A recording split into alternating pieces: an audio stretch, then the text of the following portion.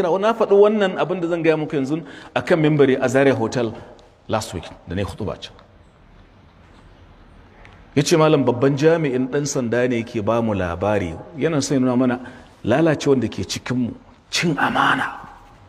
Ya ce mutum ne sai da gidan shi miliyan 12. Sai makwabcinsa ya ce don Allah ka taimake ni da wani abu ina so na aurar da 'yata bani da koda ficika. Ya ce asha karka damu nawa zan taimake ka taimake da 250. Ina faɗa ne sarahatan abinda suka gaya min kenan kuma daga masdari mawthuqi. Ya ce amma ga kudin na miliyan 12 sai dai ba zan baka yanzu ba, dare yayi ka bari sai gobe. Kafin goben ta yi sai ga katti sun ma mai gidan shi da daddare, kowa da fuska a rufe. Kana da kuɗi kawo, imma al-mablagh wa imma hayatuk. Sai ce ku ɗauka gashi na miliyan 12. Sai ce da Allah ku min alfarma ku bani 250 ciki don Allah.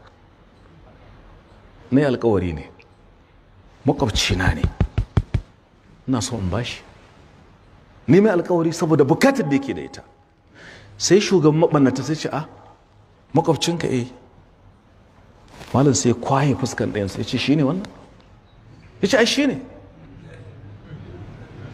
La ilaha illallah astaghfirullah alazim. Ya ce shi ne. Ai kai ka zo ka ce sai sadda kai ƙasa. Wace rayuwa ce wannan? Wace ƙazanta ce wannan? Wani muni ne irin wannan?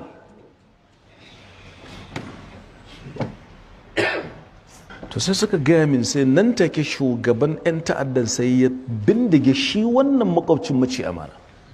Ya ce mutumin banza ne kai, ashe aikin banza kake. Shi ma aikin banzan ya zo yi fa. Sai ce kwashe kudin ka miliyan 12 abin da ya taɓa zuciya ba ma bukata.